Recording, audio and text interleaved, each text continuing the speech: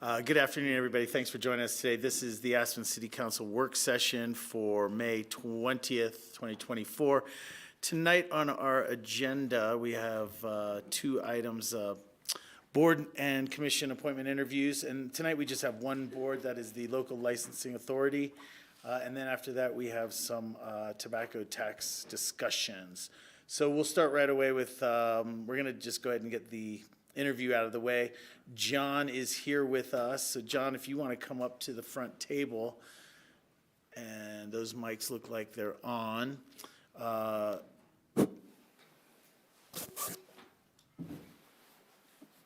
So guys, we have a regular member opening as well as the alternate position here and one applicant. John, thank you so much for applying. Thank you. Are you familiar with the LLA and like when they meet and what their responsibilities are? I've got a general idea, 10, 11 times a year, something like that for an hour or two. I would only have one question for you. Do you have any sort of agenda, positive or negative, whatever, what's your interest in local licensing authority? Why are you applying for this? Well, I'd like to give a little bit back. This community's provided me with a great life, a great house through the Housing Authority. I had a great career at City Market, and I like to give a little back. I'm grateful for everything the community and the people in this community have given me. Thank you so much. That's all the questions I'll have. Other members? Yes, Bill? John, good to see you. We miss seeing your face at City Market. Thanks for your willingness to serve. No specific questions, just wanted to thank you. I know you'll do a phenomenal job on this board and treat it with professionalism, so thanks for your willingness to serve. Of course. Thank you, Bill. Thanks, Bill. Other council members? John? Sure, I just want to say, nice to see you, John. Long time no see. Yeah. I know that you'll work out well because 90% of the job is showing up, and after the years you put in at City Market, Never had a problem with that. Show up. Ward? Thanks, John, for coming out of retirement. I walked in here, I thought it was in City Market. Couldn't find anything. After you left, everything got rearranged. People still ask me where things are in the market, and I still go and show them where it is. Well, it's great seeing you, and thank you very much for your willingness to serve. Thanks, Ward. Anything? Yeah, just thank you for your willingness to serve. Thank you, Sam. Great. All right, yes, that is the entirety of your interview, which is what happens when you know people for 30-plus years. And Yes, stuff, so, yes. Yeah, No, thanks for the opportunity. I'll do a great job for you, I promise. appreciate it. Thank you. Thank you. John.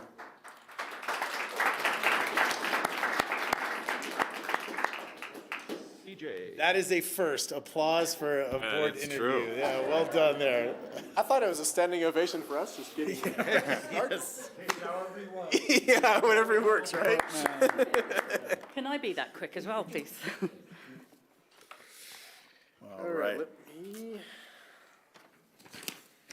All right, CJ, if you want to introduce the next item. I do. Let me just get this up for us here real quick. And Can I use your arrow then? I'm going to leave that over where you can get to it. All right. Good evening, Mayor Tory and Aspen City Council. I'm here just for a very brief introduction because the majority of tonight's conversation is actually going to be led by Catherine San with Aspen Family Connections. So I'm CJ Oliver, Director of Environmental Health and Sustainability for the City of Aspen. We're going to have a discussion tonight about tobacco tax. And really the highlight of tonight is what has been accomplished with the tobacco tax dollars that the City of Aspen has distributed through Aspen Family Connections to do universal prevention work throughout our community. And I'm going to just hand things over to Catherine. There are a ton of people behind us here who are part of this amazing work that's happening in our community.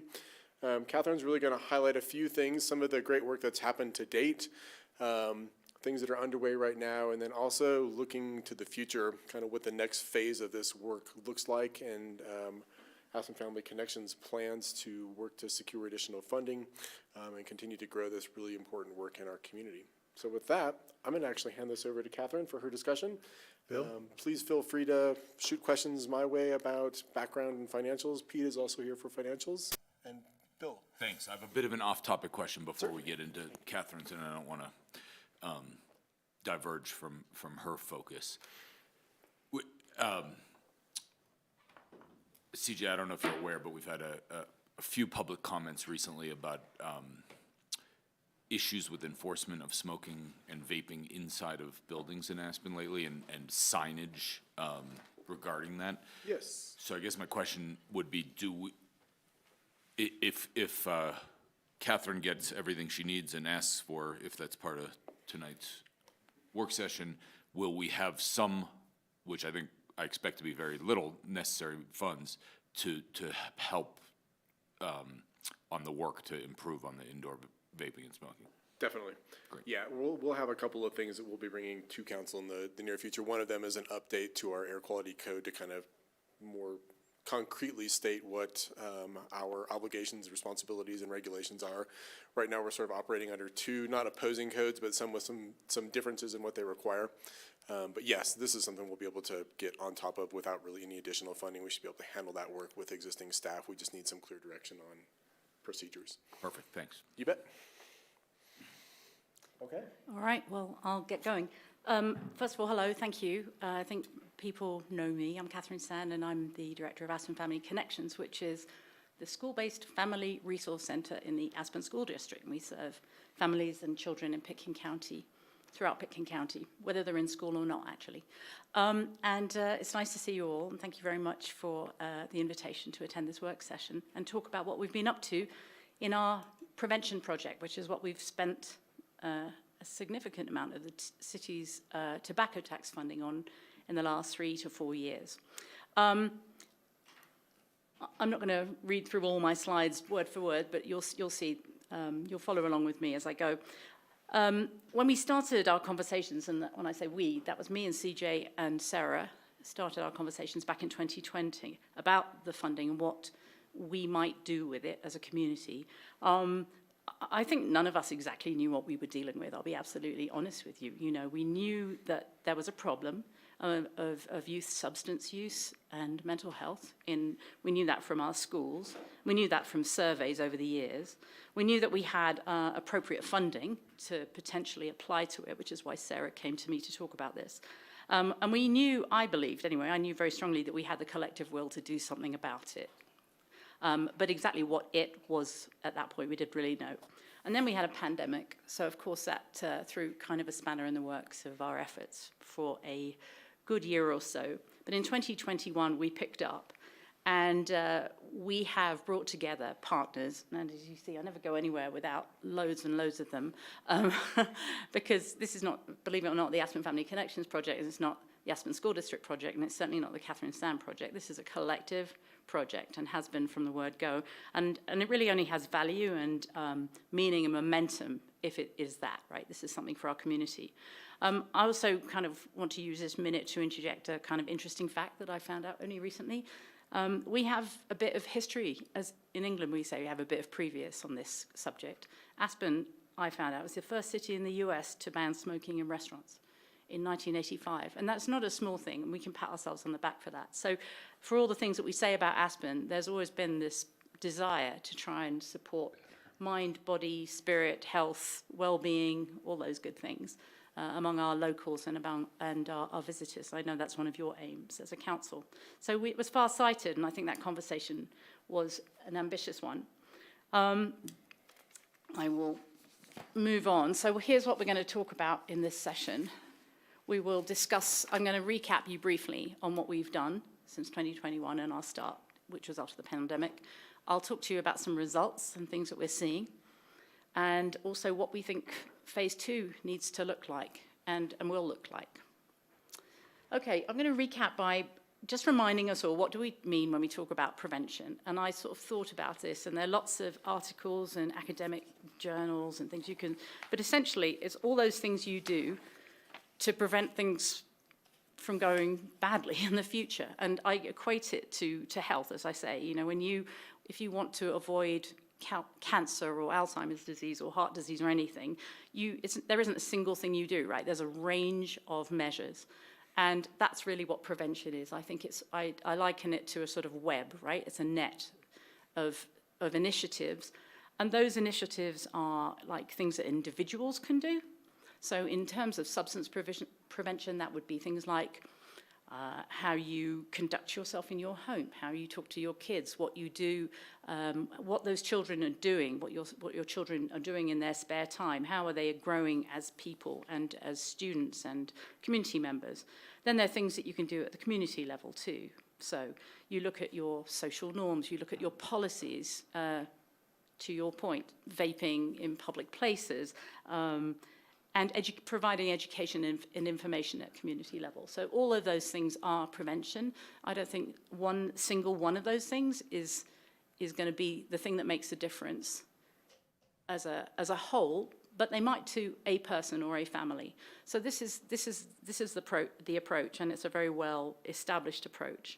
So, from my perspective, with this money and coming back to ourselves and the tobacco tax, if someone told you that there were things you could do to prevent long-term harm to our children's substance use, predilection, or mental health, if there was something you could do and that it would pretty much work for some people, if not everybody, then you would do it, I think. I just think you would do it, right? So, and that's what our community is like and how we operate here. So I thought I'd talk a little bit about growing up in Aspen. And some of this, some of these statements I'm going to share with you are sort of truisms because we all talk about this endlessly. But I feel they are worth mentioning. Obviously, this is a resort economy, and recreational use of substance by legal means by adult people is normalized here. And it is, to some extent, celebrated. That was a headline from the New York Times back in March, and I think probably you all saw that article, which also featured pictures of scantily clad young women in bikinis drinking at Cloud 9. And that's fine, that's legal adult behavior, but we have to understand that this is an environment in which children grow up and what the implications of that might be for them longer term. We know this is a high-achieving and also high-stress community. People here hold themselves to a high standard in pretty much everything, sports and academics and everything else, and that creates pressure of different kinds on young people. We know that we have widespread mental health challenges. I'm not going to sort of rehearse that because you know it, and it's well discussed, and many things that the city is doing supports the amelioration of that. But what I'm talking about is like getting in early, right? Prevention. How do we prevent people from considering suicide or from needing high-level mental health intervention? All these things are a part of growing up in Aspen. We know that there is widespread availability of and access to substance because we know that because kids tell us that, and also because we observe it for ourselves. I had a good chat with John before you all came in about the availability of alcohol at City Market now. I couldn't find the bread, at one point because it had been replaced by wine.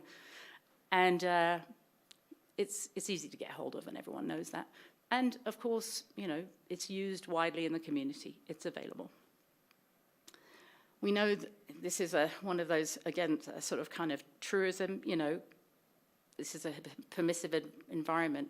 I don't think there's really a conversation about substance here that doesn't mention Hunter S. Thompson, who's not been with us for quite a long time. But nevertheless, there is a culture of, substance use. We have to say that. And another stressor that I think is always important to mention is that it's quite hard to live here. Let's just say that. It is hard to live here. People find it stressful living here, it's expensive, and despite all the efforts of everybody to make, housing and other things affordable, it's complicated living here. This is what I call the core issue, and these are the 2021 figures. And we had some data in 2020 when I was having those conversations with CJ and Sarah, but we didn't really have good analysis of that data or close analysis, and that is one of the things that's changed, and I'll be talking about that. And I also say I'm not sure we had the sort of collective will to look at the hard facts around substance use and youth. The school administration, which is the guardian, if you like, of this survey, it's called the Healthy Kids Colorado Survey. It takes place every 2 years across Colorado in schools, so it is statistically valid and important. they weren't all that excited about me sharing this data publicly, but I think we're at a point of maturity now in these discussions where we realize it's important to talk about these things. So this is the 2021 data, and you can read it for yourself, that basically students in Aspen High School, who were the people surveyed in that year, reported using substances more regularly, including tobacco, nicotine, and alcohol, more often in their peers in the region. And it's region 12, which I can probably explain or try to, but it's basically our region, and in Colorado as a whole. They're also pretty high figures compared nationally, but they're not directly equivalent. So that was the main issue. And we knew this, but then what do you do about it? So the Healthy Kids Colorado survey points to many facets of substance use. As the young people here will tell you, there are about sort of 80 or 100 questions. I mean, it's endless, and it goes from everything to, do you wear a bike helmet, to, does somebody drive you? Have you been driven while under the influence, or while somebody else has driven you under the influence? It's very comprehensive. It deals with food insecurity, or a whole range of things, bullying. We're really focusing on substance here. And it looks at lots of things. One of those is access, and I picked up on that just for this, rather than give you the whole chapter and verse on these results. But you can see that in 2021, Aspen High School students reported that it was easy to get hold of certain substances, including marijuana, alcohol, and vape products, and at much higher rates than compared to the region and the Colorado state average. So, this is information that we had. And, these are some of the factors that a community prevention program should be able to tackle. So anyway, thanks to our colleagues at Pitkin County Public Health, we've done a lot more analysis of these numbers than we ever had before. So we were able to kind of be quite precise about the sort of interventions and the sorts of services we put in place to support kids. And so I'll review very quickly what those were, and this is what we actually did. I know last year I kind of swamped you with a lot of information about initiatives, but I've tried to kind of make that a bit more coherent and organize my thinking and our thinking a little bit more for you. And this is really a project that is a testament to many, many different partners, and not all of them have their logos featured here, but really we've had incredible help from city departments, from nonprofits, from all kinds of organizations. So the first thing we did was we drew in expertise. And for that, I really have to credit our colleagues at Soundcheck Prevention Network. They're an amazing group based in Asheville, North Carolina. They have been coming to visit us and spending time in our schools. They've met some of you. They've met pretty much everybody in this room. And they've been gathering data, and providing expert input and contacts, and doing in-school work with kids, and actually talking to a lot of kids. And I can't speak highly enough, and we would not have been able to do this work without them and without the tobacco tax funding. We have really taken seriously the business of data analysis. So rather than sitting around talking about how, our impressions of what might or might not be going on, we've actually examine the data, and to that I really have to credit Pitkin County Public Health. Their analysts and staff have been super helpful, because that is definitely not my strength, and they've been fantastically helpful. We have done a lot of education, policy, events, messaging. I believe that Soundcheck have met with over 650 students. I included in your packet their report of things that they have been doing over the past 3 years with tobacco tax funding. And I want to credit Aspen High School, because they've really taken the issue on and have made some significant changes to custom and practice. So I think there have been 2 or maybe 3 sober prom school events, and they've been very successful. And I think that and alcohol-free sports events, despite some community pushback, I will say, I think those things have been very successful, and they're very public, and they are demonstrations that young people and substance use don't necessarily mix. They don't need to, right? You don't need to get to drink at a school football game. And you certainly don't need to be drinking illegally underage at your school prom to have a good time. And I think that these successful events have really, were a kind of brave departure by the high school and have been, because it's a big change in practice, and they've been widely welcomed, and they've been very successful. We have worked with dozens and dozens of partners, and I'm so honoured that many of them are here to support this presentation. But, we have established connections and support from healthcare, the hospital, for the business community, through ACRA. Obviously, there are schools, our mental health partners, our youth-serving organisations, and lots of those people are here today. Obviously, government departments. I've always said that the City of Aspen was the biggest prevention provider in the community through the recreation department, and much else that the city actually provides for its citizens. And we put together a logic model, which I, again, included in your packet, which is really an illustration of how our activities and our services and our community supports are going towards building momentum and success in our efforts and towards our desired outcomes. They also, I think, show kind of interestingly the sort of porous relationship between schools and the rest of the community. Our school district obviously is the sort of home to a lot of children. We have them for 8 hours a day, 5 days a week, and I think schools are so progressive and open to collaboration. And I would say the same is for all the schools in our area in the city, including Country Day, including Aspen Community School. They're fantastic partners, and I will say including our preschools as well. So we work closely with all of them. I add youth voice, and there are some youth in the room with voice, and I would say that thanks to tobacco tax funding, we've been able to do some really important work. The Hope Squad, which is really represented here, has taken real leadership role in Aspen High School in mental health and wellness and substance use, and I just commend them. And we have more to come on youth voice, because I really believe that that's the game changer, because they are actually the people whose needs we're trying to address. Family engagement. We had a meeting in January where we talked with a lot of our partners. I think there were 35 of us present, 35 different organizations, I should say, present. And everyone said, yeah, but what about the families? Well, yes, what about families?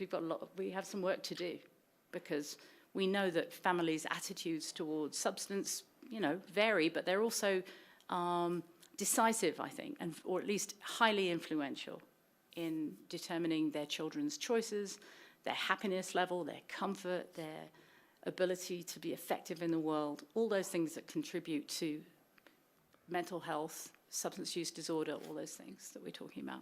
So families are critical.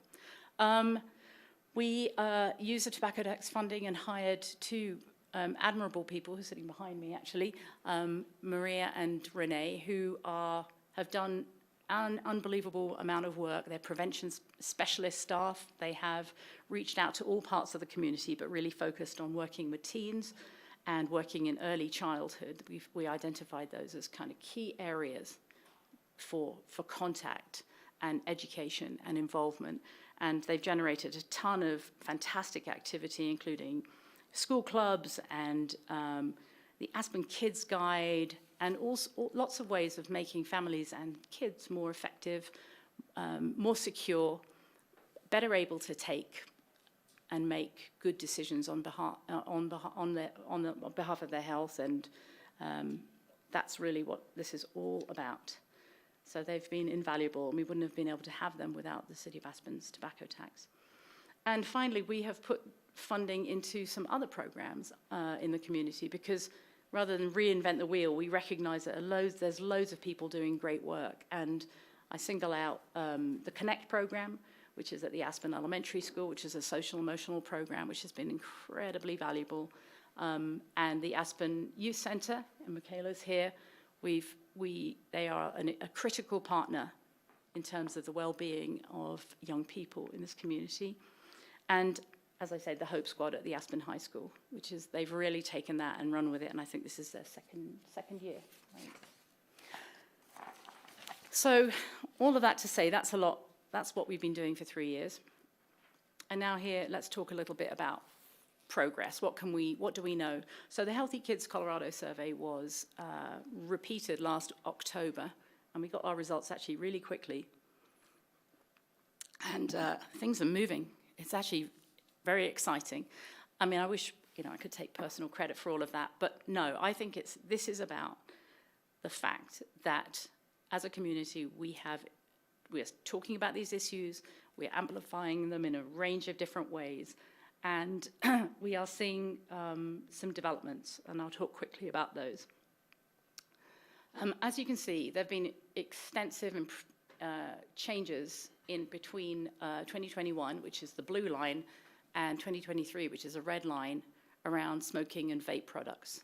So that is super exciting for us. Interestingly, also in terms of attitudes, so that's the fourth one along, that more young people think it's wrong or very wrong for someone of their age to use vape products. So attitudes play an enormous part in substance use prevention. What kids actually think is happening out there, because that's what gives them permission to potentially do it themselves. And to see those attitudes move in a statistically significant way is really exciting. There was also a big drop in kids who said they'd ever used cocaine, but we actually really don't see high numbers of kids using hard drugs in this community, thank goodness, and long may it stay that way. But in addition, we saw that the 30-day use of both alcohol and marijuana among Aspen High School students decreased. And we also saw increases in self-reported attitudes, that is those feelings, those perceptions around the risks of substance use in Aspen High School students. So the message is getting through because the message is being conveyed, and the message is being conveyed because of the City of Aspen's tobacco tax and the work that you've enabled us to do. So I believe that there is a direct causal relationship between all the activities that we're doing and this progress, and I'm excited to see that develop. I feel strongly that there is a generalized movement in the right direction, and there are a number of other indicators where there's progress. And we're reducing the stigma, because I think by talking about these things, there's not a source, it becomes less of a source of shame. And young people also are able not to be ashamed. It's not required that you start getting drunk as soon as you go to high school or even younger. It's not actually necessary to do that to be popular and fit in. That's what we hope to convey and help them make good choices. Okay, so of course we're not sort of sitting back and saying, oh great, that's all done, because as I've said, this is a very long game. So these are some of the things that we still we know from our survey analysis. So we still have less parental disapproval than in other communities, if that makes sense. So more kids report that their parents really don't think it's a problem, or don't think using drugs or any kind of substance is a problem, than in other parts of, sorry, it's a bit convoluted, but then in other communities, relative to other communities. So we have some work to do in terms of families and messaging. Kids in our community have easier access to all substances than in other communities, reported by them. We're seeing earlier initiation of alcohol use. The percentage of students in our middle school who self-reported trying alcohol before the age of 11 was higher in 2023 than 2021, which is concerning. And early initiation of alcohol use is one of those things that is causally linked to later substance use disorder in adult life. So we really want to delay. That's the critical message. So the fact that kids in the community report using alcohol earlier, trying alcohol earlier, experimenting is concerning. We still have significant marijuana use compared with other communities. And by the way, there's a complication because it's often smoked or vape. So vaping doesn't just mean nicotine. It also means marijuana here. So we have a lot of work to do. Marijuana is still widely used. We have high rates of binge drinking. And again, that's really hard to compare because the Healthy Kids survey changed the question. They changed the standard. So in 2021, I think it was like 5 drinks in a certain period, and now it's 4. But nevertheless, we still have high numbers of kids who report binge drinking, which obviously is extremely dangerous. Dangerous behaviors are reported: driving under the influence of alcohol and marijuana, or rather being driven by people who are known to be under the influence of alcohol and marijuana. Those are known things. Particularly marijuana, I think, concerns me even more, because I think most kids understand that driving with someone who's been drinking is a dangerous thing. But marijuana is also, you can be significantly impaired, and it is a fairly common practice. And the other thing that we've done, which I think is very interesting, we've done some sort of more deep analysis with our colleagues at Pitkin County Health, and linking mental health issues and marijuana use in particular. And what those figures have shown, we need to understand more, is that significant mental health concerns are much, much more higher among users of marijuana, regular users of marijuana. And there might be a cause and effect, we don't really know. But the point being that we cannot ever extract mental health as something on its own. Mental health and the reasons why kids might use marijuana or might use alcohol are linked to mental health. So we still have a lot more to do to understand that.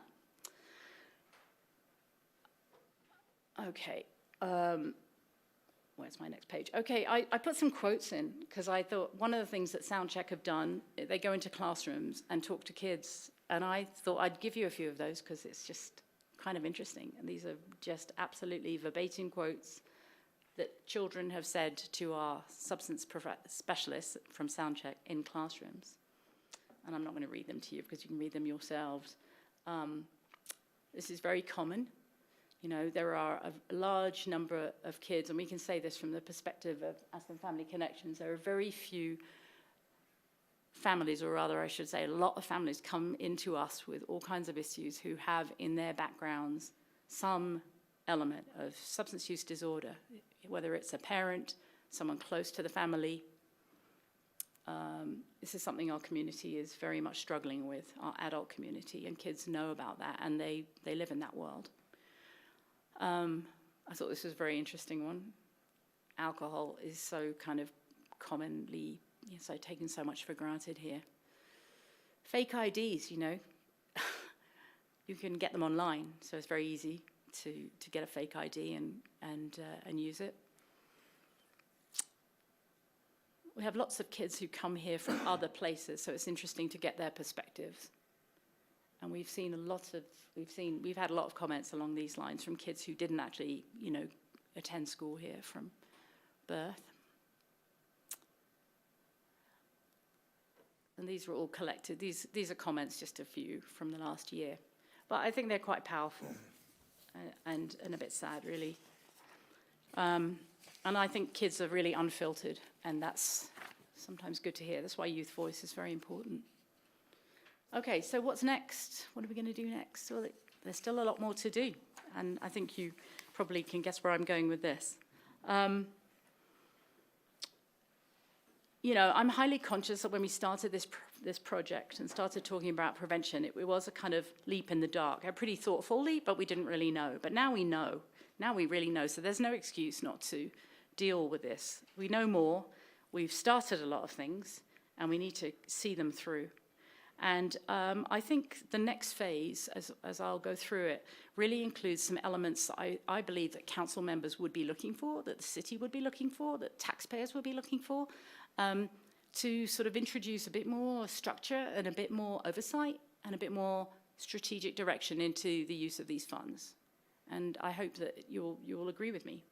So obviously we need to build on the positive trends, and I don't want to kind of I don't want to exaggerate those trends, but I think that we're making an impact. I really do, and I think that most of my colleagues would agree that there is cause to be hopeful. We need to address, these are the things we have to do. We have to address early initiation in our younger kids, and we have to address health inequities in our Latino youth population. I didn't go into this in any detail, but the thing we know is that our Latino students in our school have higher mental health risks, higher mental health concerns, and higher substance use risks and use than non-Latino kids. And that's disturbing to me, extremely disturbing. And we really have to get into that community and understand why and address those disparities, because that's not something that's acceptable to us. And a quick question for you, is that's information that has come to you through surveys and the Through data this that survey. you've collected? Thanks. Yeah. Okay. Yeah, it's consistent across the board. I mean, I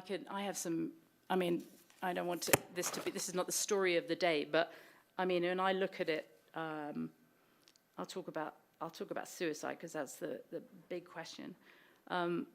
Of the question in the Healthy Kids survey asks whether students who have attempted suicide 1 or more times the past 12 months. White non-Hispanic students, the answer is 2.1%, which is still 2.1% too bloody high, excuse my language, but it is just unacceptable. Among students who identify as Hispanic or Latinx, it's 16.7%. So those children are having a very different experience in our community. We really need to understand why and look specifically at the solutions to those things. Thank you. They deserve it. I believe that we need more oversight and project ownership and buy-in. As you can see, I've taken a community-led approach, right? I mean, I would never travel with more than at least 20 people behind me, but it's a bit alarming. But the point being, and these are community leaders, right, who are here, because I think we have to do this together, right? This is not someone's project. This is all of our project, and I think that I couldn't imagine a better use for these funds.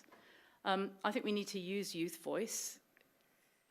I think that's the game changer. Young people represent the game changer in our community, because unless they're prepared to tell us about their lives and help us figure out solutions, what do we know? What do I know? I'm not them. I'm not living that life, and I think that we have to look to young people and be prepared to listen to what they have to tell us. We need more data, and there are lots of plans for that, including with the Behavioral and Health Administration, which is about to help us with a new screening project, mental health screening and substance use screening project in schools, which will happen next year. And also I want some evaluation of our work, and I can talk about that in a second too. So it's not just me coming to see you, but that we have a third-party evaluation process that uses evidence to look at whether we're doing the right things with the money. And I know this is important to you, and it should be, which is that we use this funding to leverage other funding, right? So we're not just sitting here, cap in hand, give us more money, but that we're actually using the City of Aspen's money to raise other money and create sustainability for our work. And I'm happy to say a lot of this stuff is already happening. And we've already started. So we set up in January a coalition. It's called the Aspen Healthy Futures Coalition. And it's really going to be an oversight group for all of this work, and I think also for the funding as we go forward. And it involves everybody: law enforcement, healthcare, media, parents, youth, faith organizations, business, civic organizations, volunteer organizations, and schools. So I think that shows the direction we're taking this work, which is it's not the job of the schools to fix this. It's not the job of anyone. It's our collective work. We are embarking on more data analysis, as I said, and I could talk about that a lot. But we need to know more. We need to do more work, both with the data we have and on new data. In terms of project evaluation, we've already used Tobacco Duck's funding to collaborate with an organization called the Collaborative Planning Group. They're super, super impressive. They actually have technological tools to help us assess the value of the work going forward, and have brought a huge amount of expertise to this process, and they've been incredibly helpful. And we will continue to be using them. And we are also leveraging your money, because I wrote a grant to the Aspen Community Foundation, which is managing a youth empowerment program, which has been established by the Jonathan D. and Mark C. Lewis Foundation, which is absolutely awesome. And it means that in the new school year, we will begin a new youth leadership. I don't even know what it's going to be called yet. A youth empowerment track of activity that will be a job. It will be funded. The kids who participate, some of them are leaders already, and they're going to be taking part in that. Will be paid for their participation. It will be facilitated not by me, but by a third party, another facilitator. And we want to harness youth voice and expertise to be not only a resource for the project, but for the community at large. So you don't have to listen to me boring on for hours in your meetings, but you can actually talk to young people because they will have the skills and the knowledge and, frankly, the power to be able to make, talk about these issues and make change. And I think they will make change. I know they will. And the other big thing that we've been doing is that we've applied for a big federal grant through the CDC to set up a drug-free community. Drug-free communities, there are 750 of them nationwide. There are only 7 in Colorado so far. And I feel as though we're a good candidate for that, and I've been told that we are. So we've submitted what I've been told is a strong application, and we will find out in August whether we have that project. And that the city's funds will be there as a match. We're using both in-kind stuff and stuff the school is contributing in-kind and other partners are contributing in-kind. But some of the city of Aspen tobacco tax monies can be used as a match for those federal funds. So I would say that was pretty good leverage, right? If we can get a big, prestigious national federal grant to solidify this work in the community, then I would be quite happy. And as I say, we'll know in August. These are some of the elements of that grant, and I'll go through this pretty quickly because it contains a plan. It has very quantifiable goals, objectives, and strategies. It includes a lot of screening and data gathering. Includes an obligatory data management plan that we have to submit to the feds and an annual evaluation. So you can see it's really rigorous stuff, right? It's not just us doing what we think would be nice. We're required to produce this information. We will have a professionally supported and facilitated youth voice program, as I mentioned. We will have loads and loads of different ways to engage the entire community. So everybody gets to have a say. So it's not just about schools and students, but it's about everybody. It's about the Elks and about the police and the sheriff's department and the youth center and everybody combining to bring their collective wisdom and their will to try and address this for future generations. And it will include a targeted response to address the issues I talked about with respect to Latino youth. So what do we need? And I'm getting to the end, so don't worry. I would ask that we continue our tobacco tax funding to support this project. And I think it's critical and it's merited, and I think that we have produced results and also developed a next phase that is consistent with things that the city might need for using its funds in this way. We will create a community oversight group to direct those funds. And of course, the city will be, completely involved in that, as will all our collaborative friends. We want to continue with Sound Check Prevention Network. They've been absolutely amazing. In fact, I see them listening in on this, but they really have been.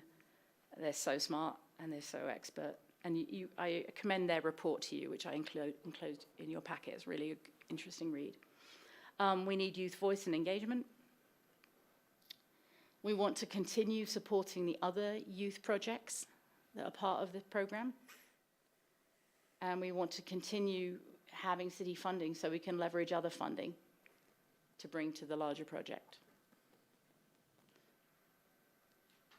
And that looks like the end. And thank you for your patience. I know it's a lot and I have talked a lot, but it really is an opportunity. We have an opportunity here. We have the collaborative will. We have, I hope, the resources. We have your leadership.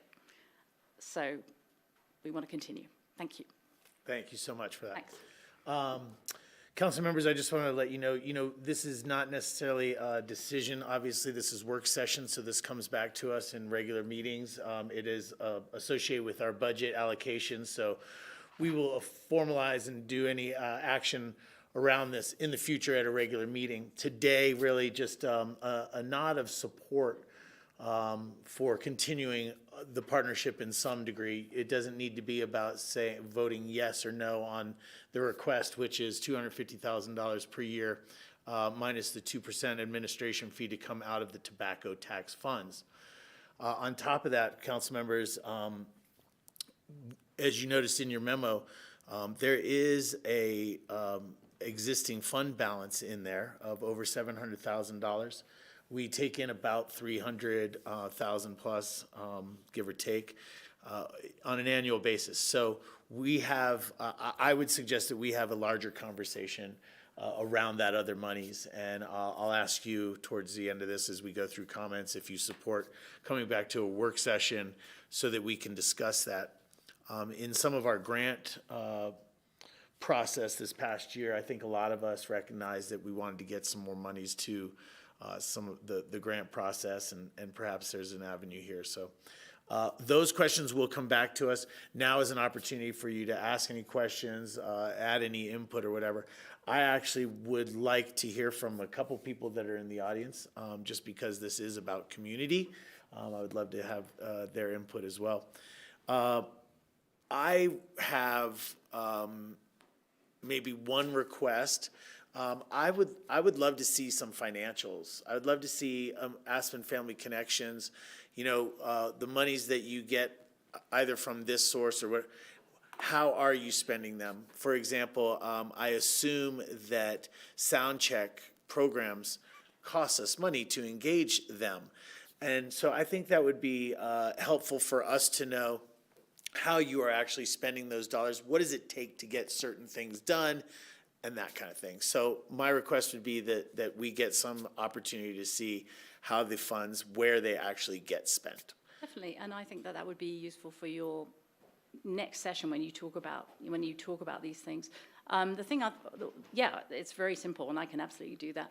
The thing that's important for me to state is that actually there's no cross-subsidy involved. Like, we have really carefully ring-fenced this money to the prevention project. So Aspen Family Connections doesn't benefit by this money. In fact, my salary, for example, which I have to raise every year, doesn't impact this. I mean, all the work I put in, just as an example, doesn't come from the tax money. So I'll be happy to do that. That'll be easy. Yeah, Thanks. no problem. That'd be great. Easy. Board question now, or want to hear from anybody, or whatever you like. Let's hear from everybody, but I do have some questions and comments. Okay, great. And any immediate questions, or do you mind if I ask a couple people to just share? So I would love somebody from Hope Squad to come up to the table. No pressure. If there is a spokesperson, come on up if you will. Good job being brave. Yeah, very brave. Thank you. You tell us your name, please. My name's Eden Bohart, Nice to and meet I'm you. a junior at Aspen High School. Nice to meet you. Could you maybe just say a word or two about the Hope Squad? What your mission is and what you do. And then if you would just briefly, talk about how Aspen Family Connections supports that. Yeah, so I started high school here and I moved here from New York. And it was so much different in the mental climate and the drug use environment, and it was something I'd never seen before. And I didn't think that I could see so much drug use within people in my community and people at my school, and also how it correlates so much to mental health. And that is something that has always been very near and dear to my heart, and I think it really affects not only students' well-being and their physical health, but also how they interact with others and how they're doing in schools and how they're becoming their own people and how they're leaving this community. And when people are so enamored in drug use and substance abuse, and it's negatively impacting their mental health or vice versa, it really affects how they grow and how they change and how they're doing in all their environments and after their adolescence. And as for Aspen Family Connections and the work the Hope Squad does, I think one of the biggest issues with mental health is that there's such a stigma talking about it. No one wants to talk about if they're struggling, whether it be with drug use or their mental health. No one wants to talk about all of these issues. But the only way to get people more comfortable and to get change to happen is to talk about it and things like this. And the conversations we have in the Hope Squad, not just as members, but also with the whole school community. And I've even seen it within my friends or within my grade. People are a lot less afraid to talk about it. And the work that Aspen Family Connections has done with us and the Hope Squad has really helped to open up that conversation and provide solutions. Does anybody have any questions? I just want to thank you for a great explanation. That was really well done. Thank you guys for having us. Thank you. You're a great representative, and thank you for that information. Appreciate you.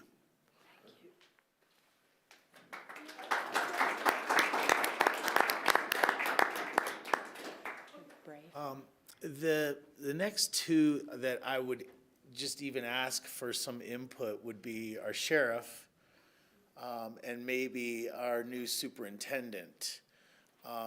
So if you guys would just come on up, both of you come on up. And the reason I'm calling on the two of you is because in your roles, there's overlap here, right? And so I was just hoping maybe from your perspective, if you could just also talk about that relationship the schools has with Aspen Family Connections, and most specifically, kind of this part of Aspen Family Connections, because it does other stuff as well. And the same, Sure. Michael, I just, how does Linda it? Pike, congratulations, Theron. Oh, thank you very much, Ward. Very, very nice of you to say. And thank you for being here today.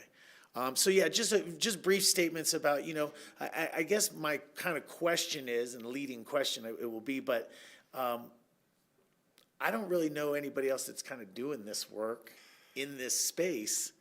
You know what I mean? So that's why I just wanted to hear from you guys what your perspective on how this is and where it fits into our community kind of thing. Well, when I was invited to attend the January meeting at the Yellow Brick, I was really excited about what was happening. To bring attention to prevention and delayed use of any harmful, whether it's tobacco, drugs, alcohol, it's going to make that young adult grow up to be, have less hurdles in front of them as they're going through their teenage and early 20s. As we all know, our brain fully develops somewhere around 25-ish, around there.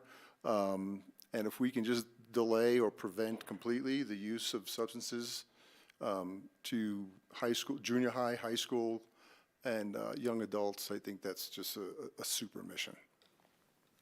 Thank you for that.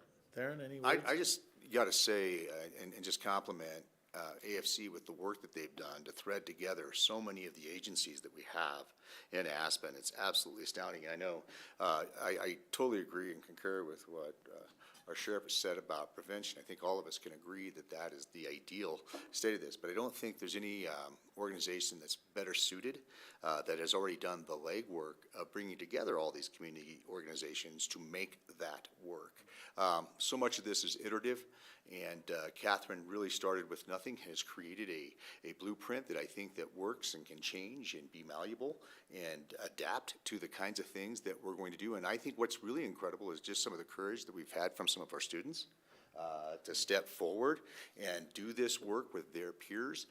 Absolutely, that's going to be the keys to the success of this, is that we can have that option for our students as they move forward. So I just think it's a unique approach. I think it's an amazing connection of the community. One of the great things about working at the Aspen School District is I have all of my schools on the campus.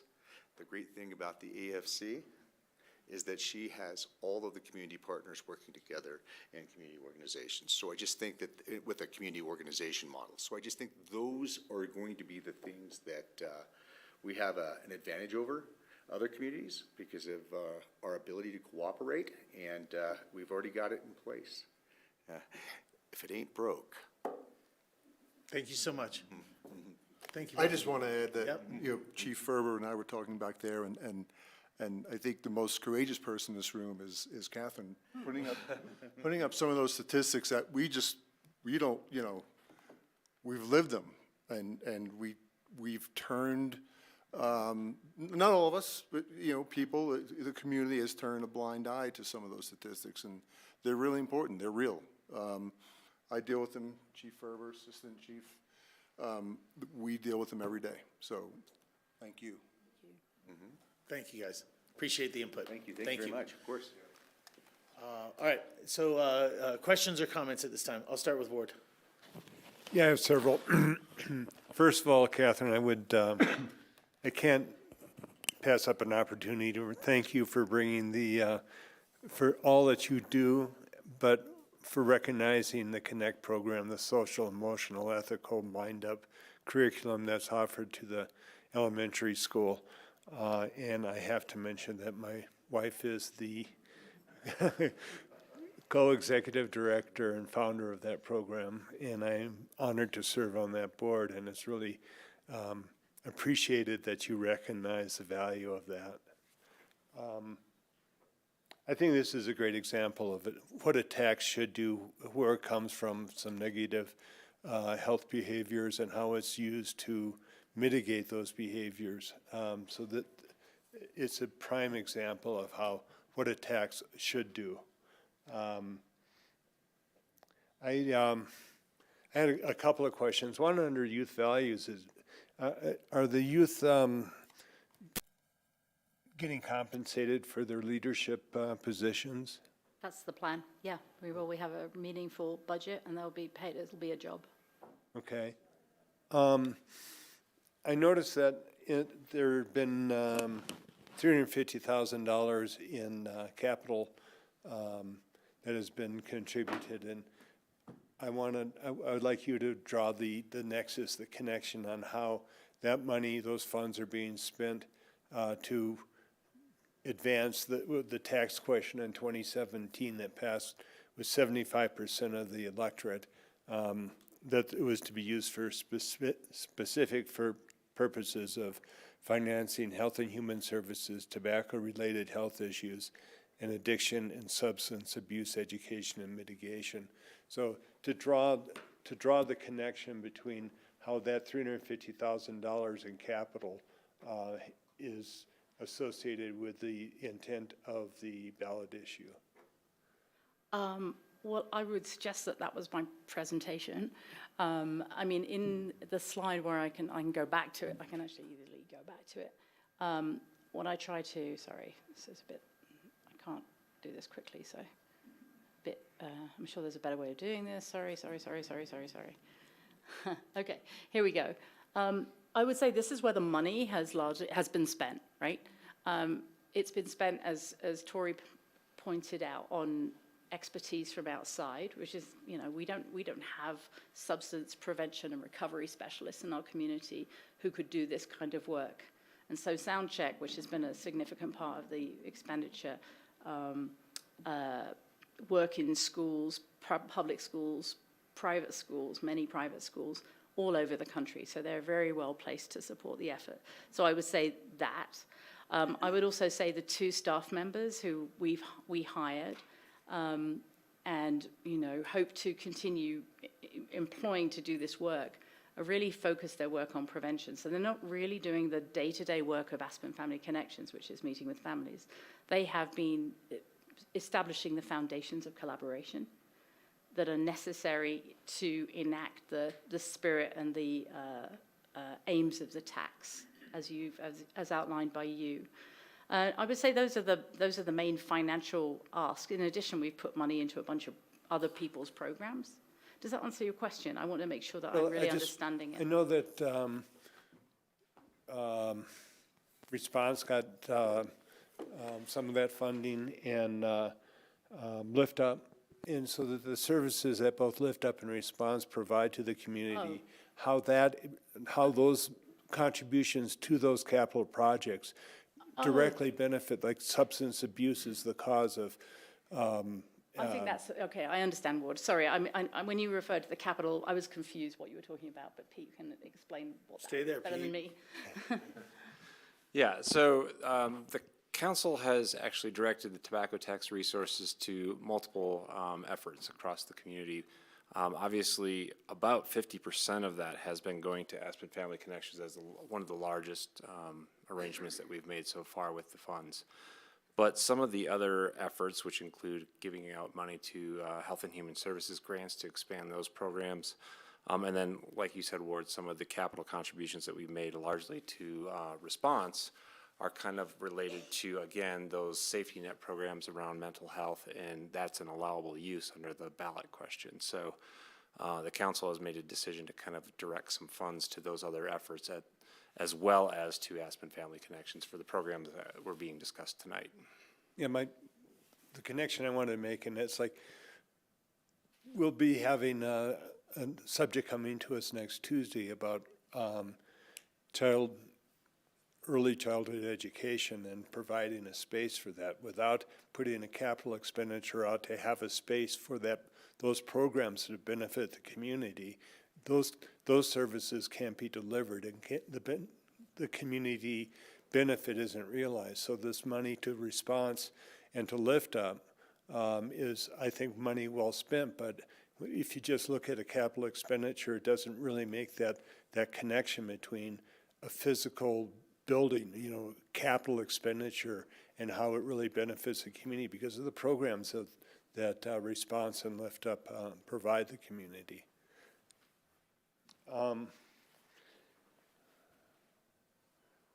Yeah, one of the things, we've got a balance of $732,000. I hate to be here and say spend, but knowledge is power. Take the knowledge that you've generated, accumulated, and put it to use. And I don't know what kind of collaboration there is going on, but what can we learn from other communities, and what can we teach to other communities? How can we share our experiences, our knowledge of how the tobacco tax has benefited and continues to benefit? And just that slide that shows the negative response to that's changed in the last couple of years of students towards the use of tobacco and alcohol shows that there's a change in the trend. And only by tracking that can you quantify that you're making progress in some areas. That every year you get a new class, a freshman class of high school students, and your seniors go on and create problems somewhere else. But really, they create huge benefits to the schools that they attend. But my point is that it's constantly changing, and you have to keep the efforts going because of the changing clientele that you have.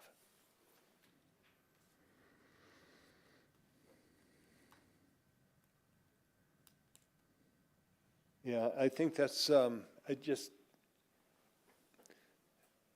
really happy that this money is being spent and find ways to make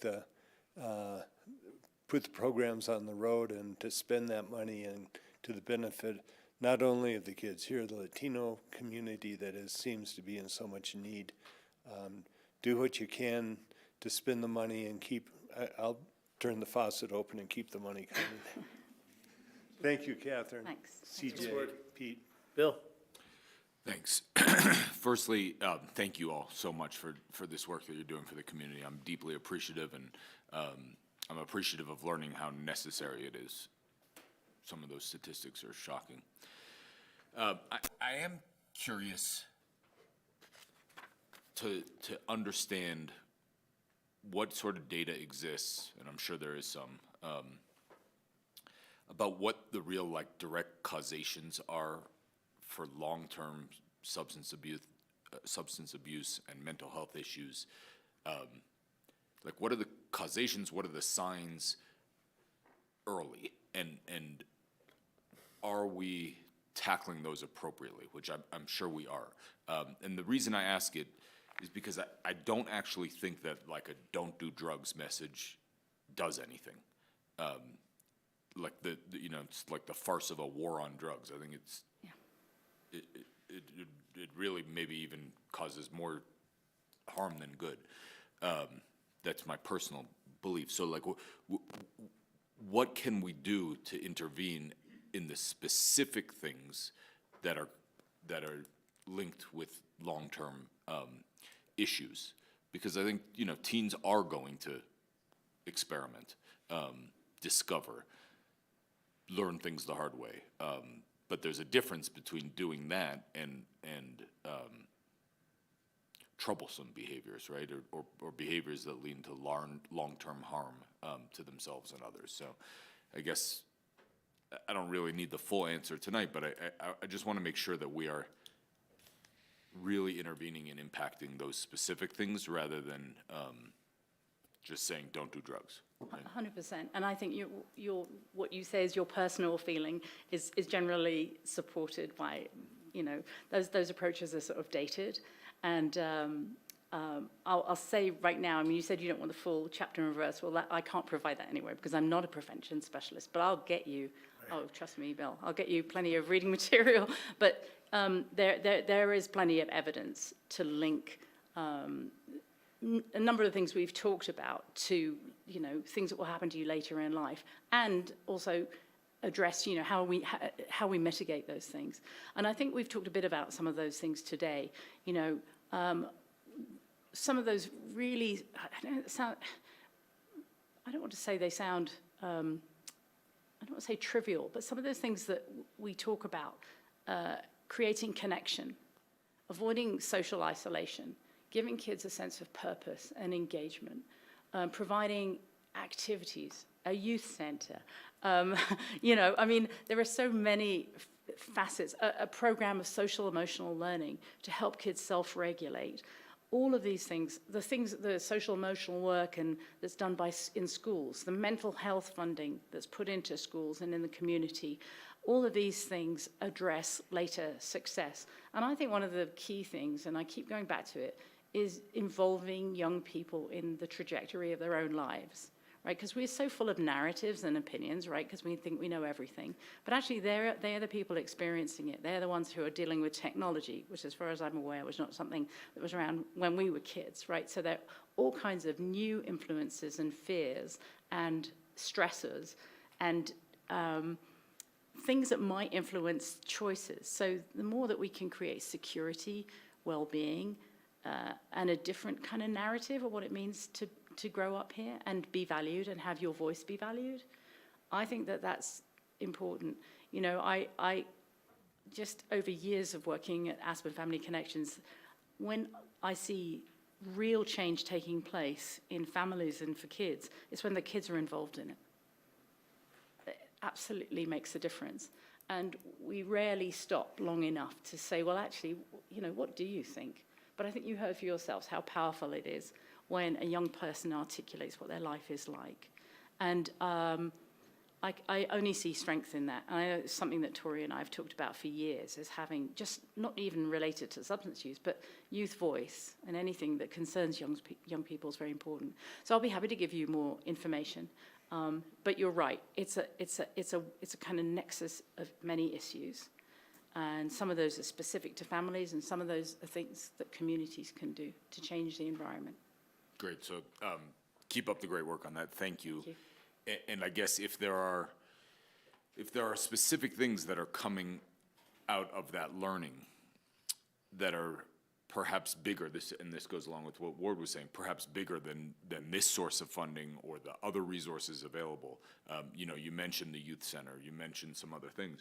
If there are really things saying, okay, we're missing a fill in the blank, and that has been proven to really have a major impact on long-term success in this regard, please bring that to our attention. We will find that. Mm-hmm. Thank you. Yes. Thanks, Bill. And I want to add a little color to it. I also attended the meeting that was held in January, and kind of your sentiment and what you're asked, the questions that you have and your sentiments were the same things that played out in that room. I think everybody was pretty much on the same page with kind of how you're seeing this as an issue. John, and then Sam. Yeah, I just want to say what an appropriate and incredible use of tobacco tax funds this is, and the fact that it's already having a substantial positive impact is impressive. I fully support the continuation of these tobacco tax funds for this important request, which is the health and well-being of our local community youth. Thanks so much, Catherine, for bringing this to us and fighting for it, and as well as pursuing further grants. That's really well done. And want to give a thank you to the Hope Squad. I think you guys are obviously making a difference out on the ground at the high school where it really makes a difference. Keep up the good work.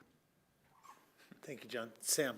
Yeah, I just wanted to say this is very easy funding to support, and I can't thank you enough for all your work here. What you do for the kids in the Valley is incredible, and, you know, continuing this work is something anyone could get behind. And I just wanted to say organizations like yours are one of my favorite parts of this community.